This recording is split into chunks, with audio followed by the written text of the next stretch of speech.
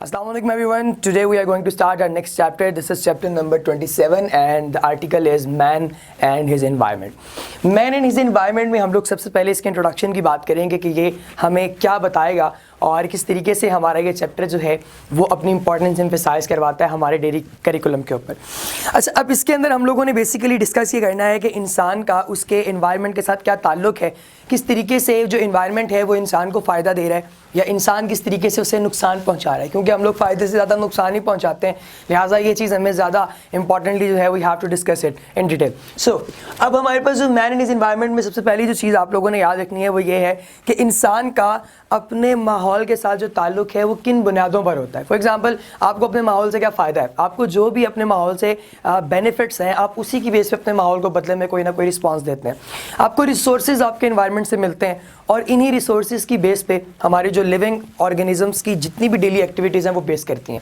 अब पहली चीज़ हमारे पास है, this is the relationship of organisms, जो हम लोगों ने लास्ट चैप्टर में डिस्कस किया था इन चैप्टर नंबर 26 कि हमारे पास मुख्तलिफ किस्म के इंट्रैक्शंस हैं, लाइक पैरासिटिज्म है, हमारे पास सिम्बायोसिस है, इसी तरीके से हमारे पास कमेंसुअलिज्म है। बहुत सारे हमारे पास प्रोसीजर ऐसे हैं जो कि अल्टीमेटली बेनिफिट देते हैं ह्यूमन बींग्स को भी और इन्वायरमेंटल फैक्टर्स जो हमारे पास मौजूद हैं उनको भी। So let us discuss about renewable and non renewable resources कि हमारे पास ये कौन से होते हैं, रीन्यूएबल रिसोर्सेज कौन से हैं और नॉन रीन्यूएबल रिसोर्सेज। जो हमारे पास रीन्यूएबल रिसोर्सेज हैं वो रिसोर्सेज हमारे पास ऐसे होते हैं जिनको आप रीन्यू कर सकते हैं, जो कि ख़त्म नहीं होते। वैसे भी according to law of the conservation of mass and chemistry you have discussed in detail that matter can neither be created nor destroyed but it can be converted from one shape to another shape. एक शक्ल से दूसरी शक्ल में वो convert हो सकता है, लेकिन ना तो मैटर दोबारा बन सकता है और ना ही वो टोटली ख़त्म हो सकता है। लिहाजा हमारे पास रीन्यूएबल रिसोर्सेज वो होंगे जो कि ऐसे हैं जो कि अपनी असल कंडीशन में दोबारा वापस आ जाएंगे, जैसे हवा है, जैसे पानी है। सो इस तरह की चीज़ें हमारे पास रीन्यूएबल रिसोर्सेज हैं। जबकि नॉन रीन्यूएबल रिसोर्सेज वो होते हैं जो कि अगर एक दफ़ा कन्वर्ट हो गए हैं अपनी दूसरी फॉर्म में तो उन्हें वापस लेके आना, रिवर्स करवाना, दैट इज़ नियरली इम्पॉसिबल। सो ये दो तरह हमारे पास जो है ये रिसोर्सेज हैं। 2 नंबर की डेफिनेशन आपको इन दोनों में से आ सकती है, लिहाजा आपने इसको डिटेल में डिस्कस रखना है। अच्छा, अब हमारे पास ये जो एक साइड पे सिस्टमैटिक डायग्राम बनी हुई है आपको दिखा रही है कि किस तरीके से डिके होता है ऑर्गेनिजम्स का, फिर उसके बाद जो है उसकी फूड जो है वो कंज्यूम करते हैं, वो फूड कंजम्पशन के बाद दोबारा डिकम्पोजिशन, डिके, इस तरह की साइकिल जो है ये चलता रहता है ऑर्गेनिजम्स की बॉडी के अंदर। ये साइक्लिक फॉर्म आपके पास जो है ये न्यूट्रिएंट्स की बेस पे चलती है कि आपके पास जो बॉडी के न्यूट्रिएंट्स हैं वो न्यूट्रिएंट्स किस तरीके से आपकी बॉडी के अंदर जो है वो न्यूट्रिशन कॉज करते हैं और अल्टीमेटली जो है आपकी बॉडी वो क्या हो जाती है, वो डिके हो जाती है। डिके होने के बाद वो डिकम्पोज हो जाती है। डिकम्पोज होने के बाद आप ये देखें कि वो दोबारा आपको फॉसिल फ्यूल्स की शक्ल में जो है वो बेनिफिट दे रही है, यानी कि चीज़ें अल्टीमेटली आपको बेनिफिट ज़रूर देती हैं, चाहे वो डायरेक्टली हो या इनडायरेक्टली एम्फसाइज हुआ वो आपकी लाइफ के ऊपर। इसी तरह आपको बैलेंस बताया हुआ है न्यूट्रिएंट साइकिल का, that can be upset when not enough food is produced. Balance कब तक ख़राब होता है? फर्स्ट ऑफ ऑल, जब इनफ फूड जो है जो आपकी बॉडी को रिक्वायर्ड है वो अगर इनफ फूड जो है अगर आपके एनवायरनमेंट में पैदा नहीं हो रही तब जो है बैलेंस ख़राब हो सकता है। और दूसरी जो हमारी बुक के अंदर रीज़न गिवन है दैट इज़ कि too much food is consume. जब बहुत ज़्यादा खाना खा लिया जाए, टू मच जो फूड है दैट इज़ कंज्यूम्ड, तो फिर उसके नतीजे में भी आपके पास जो है वो नुकसान हो सकता है, एनवायरमेंटल बैलेंस है वो ख़राब हो सकता है। इसी तरीके से जो हमारे पास डिकेड न्यूट्रिएंट्स हैं अगर वो दोबारा ग्राउंड में नहीं आ रहे, मतलब नॉन रिटर्निंग प्रोसीजर हो रहा है आपके न्यूट्रिएंट्स का, तो तब भी आपको जो है वो ये प्रॉब्लम आ सकता है, आपकी बॉडी के अंदर कॉज हो सकता है। लिहाजा ये भी आप लोगों ने जो है वो देखना है कि आपके पास 3 ऐसी रीजंस हैं जिनकी वजह से जो साइकिल है वो ख़राब हो सकता है आपके पास न्यूट्रिएंट का। अच्छा, अब हमारे पास जो रीन्यूएबल रिसोर्सेज हैं उनकी कुछ एग्जांपल्स आपके बुक के अंदर गिवन है, हम लोग इनको बारी बारी डिस्कस करेंगे। ये आप लोगों ने लॉन्ग क्वेश्चन के हवाले से तैयार करना है। 4 नंबर का आपको लॉन्ग क्वेश्चन जो है वो हो सकता है पेपर के अंदर आए और आप लोगों ने फिर उसके अकॉर्डिंगली ये जवाबात जो हैं वो लिखने, ये रिसोर्सेज, और ये सारे लिखने की ज़रूरत नहीं है, जो इनमें से आपको ज़्यादा अच्छे लगे, इंपॉर्टेंट लगे उनको आप लोग जो है वो मेंशन कर सकते हैं। First of all we have air. Air जो है ये आपको पता है कि this is an important important part, important abiotic factor of your environment.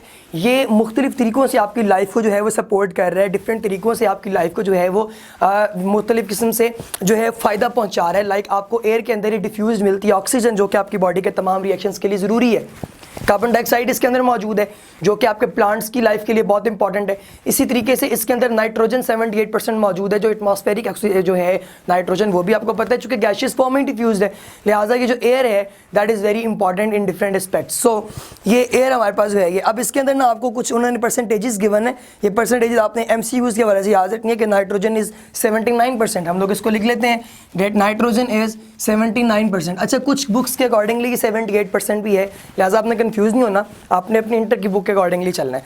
इसी तरह ऑक्सीजन हमारे पास जो है वो आपके पास 20% गिवन है, और बाकी 1% आपके पास जो डिफरेंट गैसेज हैं वो गिवन है। नाइट्रोजन, इसी तरह ऑक्सीजन आपके पास 20% है, ठीक है। अब कुछ किताबों के मुताबिक ऑक्सीजन 21% भी होती है, ठीक है, ये भी आप लोगों ने ध्यान में रखना है। और जो रिमेनिंग आपके पास 1% है, वो बाकी तमाम जो गैसेज हैं वो आपके एनवायरनमेंट के अंदर मौजूद होती हैं, लिहाजा ये भी आप लोगों ने चीज़ें याद रखनी हैं। अब इसके बाद after air we have water. तो वाटर जो है ये आपको पता है कि ये ज़मीन का एक बड़ा हिस्सा वो है ही पानी, आपकी बुक के accordingly 70% of the earth surface is water.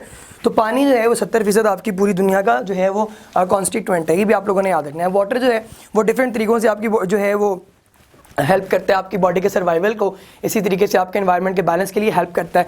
अब इसमें देखिए हम लोगों ने देखा है कि 70% जो वाटर है वो आपकी 70 to 90% वाटर आपकी बॉडी की कंपोजिशन बनाता है।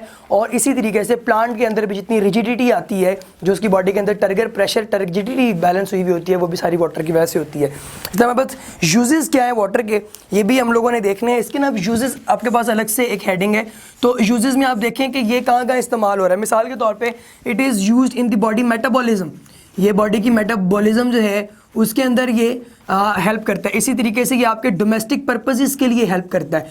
जो डोमेस्टिकेशन में आप लोग देखते हैं मुख्तलिफ कपड़े धोने के लिए, पीने के लिए पानी रिक्वायर्ड है, उसमें ये जो है वो आपकी हेल्प करता है। इसी तरीके से ये क्या करता है कि ये आपकी लाइफ के बैलेंस के लिए बहुत ज़्यादा इंपॉर्टेंट है, ठीक है। ड्रिंकिंग पर्पसेस के लिए इस्तेमाल किया जाता है, जो कि अल्टीमेटली आपको मेटाबॉलिक ही एक्टिविटीज़ जो है वो प्रोवाइड करता है। खैर, इसी तरीके से हमारे पास ये कुछ यूजेस हैं, आप 3-4 इसके लिखेंगे यूजेस, तो मेरे ख्याल में वो काफ़ी होंगे। इसी तरह इंडस्ट्रीज़ का भी जिक्र है कि इंडस्ट्रीज़ के अंदर भी जो है आपको पता है कि पानी का एक अहम रोल होता है। सो ये इस तरीके से जो वाटर है वो मुख्तलिफ जगहों पे यूज़ हो सकता है। अच्छा, इसके बाद हम लोग आते हैं वाटर के बाद लैंड पर, कि लैंड क्या करता है।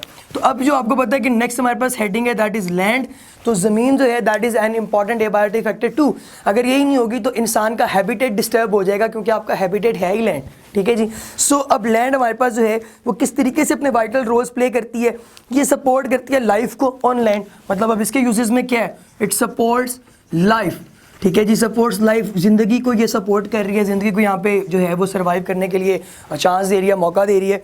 इसी तरीके से जो है ये आपको ऑर्गेनिक मटेरियल्स प्रोवाइड कर रही है, providing different types of organic materials, ठीक है जी। ऑर्गेनिक मटेरियल्स आपको जो हैं वो प्रोवाइड किए जा रहे हैं। इसी तरीके से आपकी लाइफ को सस्टेनिंग के लिए एक एनवायरनमेंट, एक आपको जो है हैबिटेट। इसी तरह कहता है कि 30% जो है ऑफ अर्थ इज़ लैंड, लिहाजा ये जो 30% आपके पास है अर्थ, ये चूँकि लैंड है, ठीक है। तो अब इसके अंदर जो है आपकी जो बॉडी है वो भी यहीं पे मौजूद है, जो आपके पास टेरेस्ट्रियल ऑर्गेनिजम्स हैं वो भी यहीं पे मौजूद हैं, और जितनी भी पॉपुलेशन है वो भी सारी की सारी जो है वो यहीं पे मौजूद है। इसी तरह से ये कल्टीवेशन के लिए, आप जो कल्टीवेशन करते हैं, जो आप फसलें वगैरह बनाते हैं, ठीक है, वो भी सारी की सारी जो है वो अल्टीमेटली इसी का एक हिस्सा है। अच्छा, इसी तरह हमारे पास जो है वो इम्पॉर्टेंट एक और जो फैक्टर है दैट इज़ वाइल्ड लाइफ।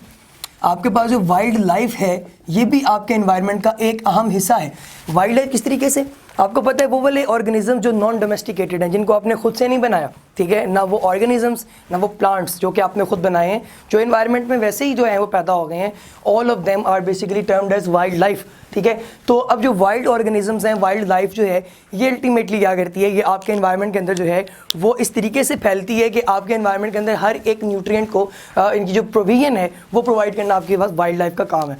इसी तरीके से आपकी देखें कि ये स्पीसीज़ जो है मुख्तलिफ, आपके पास जो जंगल है, ठीक है, फॉरेस्ट, वो सारे का सारा जो है वो स्पीसीज़ का एक ऐसा घर है जो कि कम्युनिटी बनाता है, ठीक है, वहाँ पे डिफरेंट टाइप की स्पीसीज जो हैं वो वहाँ पे सर्वाइव कर रही हैं, एक वक्त में इंट्रैक्शन कायम हो रहा है, बहुत सारे जो सिम्बायोसिस हैं वो सारे के सारे डेवलप ही जंगल के अंदर होते हैं। सो ये सारी चीज़ें भी वाइल्ड लाइफ के अकॉर्डिंगली बहुत इंपॉर्टेंट है। ये फूड चेन में एक अहम किरदार अदा करता है कि फूड चेन के अंदर देखें क्या हो रहा है। मिसाल के तौर पर अब हमारे पास एक ऑर्गेनिज्म है जो कि ग्रास है, ठीक है, वो भी एक लाइफ है, ठीक है, प्रोड्यूसर्स हैं, उनको प्राइमरी कंज्यूमर खा रहा है, उसको फिर आगे सेकेंडरी कंज्यूमर खाएगा, फिर टर्शरी। अब इसलिए कि फूड चेन जो है ना कि बड़ी बैलेंस हो रही है। इसी तरीके से फूड वेब इसके अंदर आता है। फूड वेब भी क्या करेगा, वो एक ऑर्गेनिज्म को दूसरा खा रहा है, हो सकता है इसी ऑर्गेनिज्म को दूसरा बंदा और खा रहा हो। मिसाल के तौर पर रैबिट, वो भी घास खा सकता है, इसी तरह घास को घोड़ा भी खा सकता है। अब ये दोनों प्राइमरी कंज्यूमर ही कहलाएंगे ना फिर यहाँ पे। लिहाजा ये जो आपके पास फॉरेस्ट है ये बहुत ज़्यादा सपोर्ट करता है different types of food chains and food webs. इस तरह एनर्जी हमारे पास जो है, अब एनर्जी की आगे ना कुछ फॉर्म्स हैं। कुछ एनर्जीज हमारे पास ऐसी होती हैं जो कि रिन्यूएबल है, कुछ ऐसी है जो नॉन रिन्यूएबल है, ठीक है। मिसाल के तौर पे हमारे पास पहली एग्जांपल आपकी बुक के अंदर गिवन है, दैट इज़ फॉसिल फ्यूल्स। और इस टॉपिक के अंदर भी गिवन है कि नेचुरल गैस, फॉसिल फ्यूल्स, ये तमाम जो हैं आपके पास ये ऐसे मतलब एग्जॉस्टेबल रिसोर्सेज हैं जो कि आप यूज़ करते हैं, उसके बाद ये दोबारा अपनी असल हालत में नहीं होते, कन्वर्ट हो जाते हैं किसी और हालत में, ठीक है। लेकिन पानी तो कन्वर्ट नहीं होता किसी दूसरी हालत में, ना ही लैंड कन्वर्ट हो रही है। लिहाजा अब जो एनर्जी है ये या तो एग्जॉस्टेबल है, ठीक है, या ये जो है वो नॉन एग्जॉस्टेबल है, यानी कि ये एग्जॉस्ट ना हो सके। दूसरा इसका जो है वो फिर नॉन एग्जॉस्टेबल हो सकता है, ठीक है जी। अब ये दो तरीके हैं जिसके ज़रिए जो है वो आपको एनर्जी अपनी इन्वायरमेंट में मौजूद होने की जो है वो आपको दे रही होती है, पैगाम दे रही होती है। अच्छा, ये एनर्जी में हमारी पहली जो एनर्जी की टाइप है दैट इज़ फॉसिल फ्यूल्स। तो फॉसिल फ्यूल्स ज़रा हम लोग देख लें कि ये क्या होते हैं। आपको पता है कि ज़मीन के अंदर जितने भी ऑर्गेनिज्म जो मरते हैं वो दब जाते हैं, वक्त गुजरने के साथ साथ उस पर high pressure, high temperature act करता है और अल्टीमेटली वो कन्वर्ट हो जाते हैं into what, into organic materials like कोयल, ठीक है, कोयले के अंदर कन्वर्ट हो जाते हैं, लाइक वो कोल के अलावा कन्वर्ट होते हैं नेचुरल गैस के अंदर, वो क्रूड ऑयल के अंदर कन्वर्ट होते हैं। सारे फॉसिल फ्यूल्स हैं अल्टीमेटली, ठीक है जी। अब फॉसिल फ्यूल्स के अंदर मैं इनको नाम क्या क्या दे सकता हूँ कि नेचुरल गैस हो सकती है जो कि मीथेन है, ठीक है, ये इसी तरह ये क्रूड ऑयल हो सकता है जो कि पेट्रोलियम की शक्ल इख्तियार करता है बाद में, मोबाइल, ये सारे मिट्टी का तेल, ये सारे वही हैं। इसी तरीके से तीसरा हमारे पास जो आता है दैट इज़ कोल। अब कोयला आपको पता है ये बिजली पैदा करने का तो एक बहुत बड़ा सोर्स है हमारे पास कोयला। तो ये सारी चीज़ें हमारे पास जो है वो यहाँ पे इस्तेमाल हो सकती है। इसी तरह एनर्जी के अंदर ना एक और इम्पॉर्टेंट चीज़ आती है, उसको भी हम लोग देख लेते हैं। वो क्या है, वो हमारे पास है कि एनर्जी के आप लोग जो एनर्जी की जो प्रोडक्शन करते हैं उस प्रोडक्शन के अंदर एक इम्पॉर्टेंट चीज़ ये है कि आपके पास इलेक्ट्रोलिटिक जो है डेवलपमेंट है वो भी इसके अंदर कायम होती है, यानी कि बिजली वगैरह जो है उसकी पैदावार बहुत हाई पैमाने पे होती है। अच्छा, अपना एक टेबल हमारे पास है गिवन, ये भी हम लोग ज़रा देख लें। ये एक फ्लो शीट है, ठीक है। इसमें हो क्या रहा है, इसमें आपके पास सबसे पहले जो है वो डेड प्लांट्स जो हैं ये कन्वर्ट हो रहे हैं इनटू पीट। पीट जो है वो कन्वर्ट हो रही है आगे आपके पास लिग्नाइट में। अच्छा, ये आपकी ना केमिस्ट्री के अंदर भी है सेकंड ईयर की, वहाँ से भी आप देख सकते हैं। फिर ये कोल के अंदर कन्वर्ट होती है, इससे carbon dioxide, Ashes plus smoke, ये चीज़ें इससे जो है वो प्रोड्यूस हो सकती हैं। ये भी आप लोगों ने याद रखना है। अच्छा, इसी तरीके से ना मेरे पास एक और चीज़ इंपॉर्टेंट है जो कि इसके बाद गिवन है, that is hydro electric power. Hydro electric power क्या है, हाइड्रो इलेक्ट्रिक पावर, ठीक है जी। अब हाइड्रो इलेक्ट्रिक पावर जो है ये क्या है, ये भी आप लोग देख लें। इसमें हो क्या रहा है, आपके पानी की मदद से बिजली पैदा की जा रही है और बिजली जो है उस वो चूँकि पावर है, ठीक है, वो एक एनर्जी की फॉर्म है। दैट्स वाई वो जहाँ जहाँ तक आपको ज़रूरत हो एनर्जी आपको जो है वो फ़ायदे फराहम करती रहती है। अब हाइड्रो इलेक्ट्रिक पावर में हम लोगों ने जो चीज़ डिस्कस की है वो ये है कि द प्रोडक्शन ऑफ इलेक्ट्रिसिटी, ठीक है, जो प्रोडक्शन है ऑफ इलेक्ट्रिसिटी या इलेक्ट्रिसिटी जिस तरह भी आप प्रोनाउंस करें, सो ये हमारे पास इंपॉर्टेंट है। इसी तरीके से हमारे पास जो है दूसरा एक और जो है वो मेन चीज़ है, दैट इज़ टाइडल पावर। आपको पता है चांद की जो ग्रेविटी है उसकी वजह से समंदर में लहरें पैदा होती हैं, और जब वो पैदा होती हैं तो जो साइंटिस्ट हैं इन्होंने बाकायदा डैम्स इसीलिए बनाए हुए होते हैं ताकि जैसे ही लहरें पैदा हों उस पानी को ये स्टोर कर लें। जब हाइट का डिफरेंस आएगा, ठीक है, हाइट का जब डिफरेंस आएगा तो उस डिफरेंस की बेस पे फिर ये क्या करेंगे, ये आपके पास जो माहौल में मौजूद जो पानी है उसको कंजर्व कर लेंगे। फिर जैसे ही ऊपर से पानी नीचे गिरेगा वो टरबाइंस को चलाएगा और टरबाइंस के मूव करने से अल्टीमेटली बिजली पैदा होगी। ठीक है, तो इस तरीके से हमारे पास जो है वो बिजली पैदा होती है। इसी तरीके से मेरे पास एक और चीज़ है that is termed as air wind power. आपने देखा होगा इस तरह बड़े बड़े जो पंखे नुमा स्ट्रक्चर्स हैं वो लगाए गए होते हैं जो कि आपके पास विंड फैंस होते हैं जो कि अल्टीमेटली बिजली पैदा करते हैं।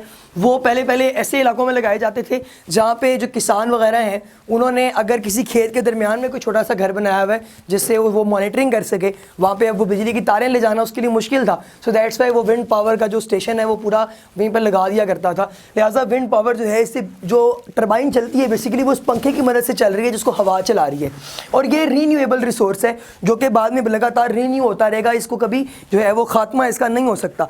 इसी तरीके से मेरे पास न्यूक्लियर एनर्जी है। ये न्यूक्लियर एनर्जी भी आप देखें, जो न्यूक्लियर एनर्जी है इससे क्या बेनिफिट हो रहा है, न्यूक्लियर एनर्जी से अल्टीमेटली आपके पास जो रिएक्शंस है ना, फिशन और फ्यूजन के रिएक्शंस, वो रिएक्शंस आपको बेसिकली फ़ायदा दे रहे हैं। ये चाहे फिशन का है या ये रिएक्शन फ्यूजन का है, इससे आप लोगों को बहुत ज़्यादा हाई पैमाने पे जो है वो बिजली मिलती है। अच्छा, ये बाकायदा तौर पे ये साइंटिस्ट ने इस चीज़ का जो है वो ऐलान भी किया कि आप जो है वो रिसोर्सेज अगर उन्हें प्रोवाइड करें तो वो आपको न्यूक्लियर एनर्जी की बेस पे इलेक्ट्रिसिटी जनरेट करके दे सकते हैं, आपको हीट एनर्जी जनरेट करके दे सकते हैं। एटम बम के अंदर यही प्रोसीजर फॉलो हो रहा होता है, उसके अंदर लगातार जो है फिशन चेन रिएक्शन चल रहा होता है। आप लोगों ने इसको पढ़ा भी होगा फिजिक्स के अंदर।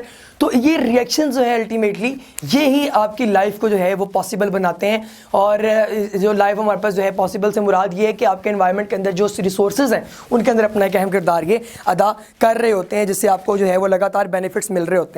अच्छा, कि जियोथर्मल एनर्जी है, ठीक है, ये जियोथर्मल एनर्जी जो है आपको पता है, लफ्ज़ से आपको पता लग रहा है कि ज़मीन और ज़मीन के साथ जो हरारत का आपस में जो है वो लिंकेज है, जैसे कि वोल्केनोज हैं, हॉट स्प्रिंग्स हैं, ठीक है जी। इस तरह की ये सारी एक्टिविटीज़ जो कि हीट जनरेटिंग है वो सारी की सारी भी जो है आपको एनर्जी प्रोवाइड कर रही होती हैं। और जो आपके पास जियोथर्मल एनर्जी है इसके बारे में एक इंपॉर्टेंट चीज़ आपकी बुक में गिवन है कि आपकी दुनिया के कुछ हिस्सों में जो है हॉट वाटर और steam carrying geothermal energy comes up to the surface in some parts of the world like New Zealand and Iceland. इनके अंदर जो है जियोथर्मल एनर्जी जो है ये भी मौजूद है, जिससे वो बहुत ज़्यादा बेनिफिशियल फ़ायदे जो है वो ले रहे हैं। अच्छा, सॉलिड वेस्ट जो होता है आपके पास, ये इसका भी अहम किरदार है मुख्तलिफ़ चीज़ों में। इसको या तो लोग जला देते हैं या वो चाह के तो इससे रिसाइकलिंग के ज़रिए बहुत सारे फ़ायदे ले सकते हैं।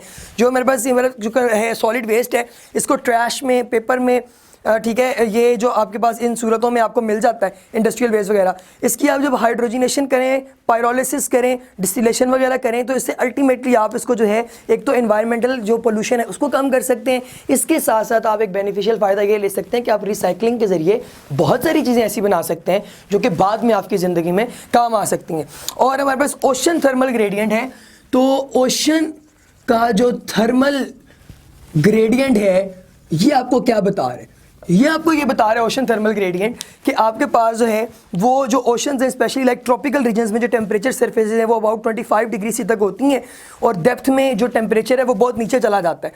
सो इससे जो है वो ओशन ग्रेडियंट एक डेवलप करती है थर्मल यानी कि हीट का, चूँकि ऊपर बहुत ज़्यादा हीट है नीचे बहुत ज़्यादा हीट कम है, तो इसको आप लोग थर्मल ग्रेडियंट को यूज़ कर सकते हैं टरबाइंस चलाने में। और फिर उन टरबाइन से जिस तरह वो बिजली पैदा की जाती है तो अल्टीमेटली फिर आपके पास इलेक्ट्रिसिटी जो है वो जनरेट होगी इस टेम्परेचर के डिफरेंस की बेस के ऊपर। और एक लास्ट आपके पास गिवन है एनर्जी कंजर्वेशन, कि आप अब ये जितनी एनर्जी हमने पैदा की है इसको कंजर्व करना भी तो काम है ना। अगर इसको इसी तरह आप इन्वायरमेंट के अंदर ओपन छोड़ देंगे तो इससे अल्टीमेटली नुकसान ही है, फ़ायदा बहुत कम है। तो अब इसको आप लोगों ने जब करना है सारी एनर्जी को कंजर्व करना है, तो कंजर्वेशन में जो स्टेप्स इंपॉर्टेंट हैं जो कि आपको फ़ायदा दे रहे हैं वो कौन कौन से हैं। मतलब मिसाल के तौर पे एक आपके पास चीज़ ऐसी है जो आपके पास बहुत ज़्यादा क्वांटिटी में आ गई है, तो आप जो है वो एफिशिएंट मशीन्स वगैरह डेवलप करें। एफिशिएंट जो मशीन्स हैं, अब एफिशिएंट नाम हम क्यों यूज़ कर रहे हैं, लफ्ज़ क्यों इस्तेमाल कर रहे हैं, उसकी एफिशिएंसी ज़्यादा हो, ठीक है, ये ना हो कि वो फौरी तौर पे डिस्ट्रक्ट हो जाए और आपको नुकसान ही देना शुरू कर दे। तो एफिशिएंट मशीन जो हैं वो डेवलप करवाएं। इसी तरीके से आप जो है वो वेस्टेज को रिसाइकिल करें, ठीक है, रिसाइकलिंग जो है वो बहुत इंपॉर्टेंट है। दूसरा प्रोसीजर आपके पास रिसाइकलिंग है। तीसरा गिवन है कि आप जो है वो कम से कम ड्राइव करें, यानी कि कार्स जो है इनको रिड्यूस करें और पब्लिक ट्रांसपोर्ट आप जो है वो ज़्यादा इस्तेमाल करें और पैदल भी ज़्यादा चलें ताकि आपकी सेहत भी अच्छी रहे, ठीक है। सो ये भी एक इंपॉर्टेंट फिनोमिना है। अच्छा, जो तरक्की याफ्ता ममालिक है उनमें कि बहुत ज़्यादा जो है वो उसे किया जाता है, इस पर एम्फेसाइज़ किया जाता है, इसको तरजीह दी जाती है, लिहाजा हमें भी चाहिए कि हम जो है वो इस चीज़ पे काफ़ी ज़्यादा जो है वो एम्फेसाइज़ करें, इसको अपने यूज़ में लेके आएँ, लाइक चाइना जिस तरह से करता है या कोई और कंट्री जापानीज़ करते हैं।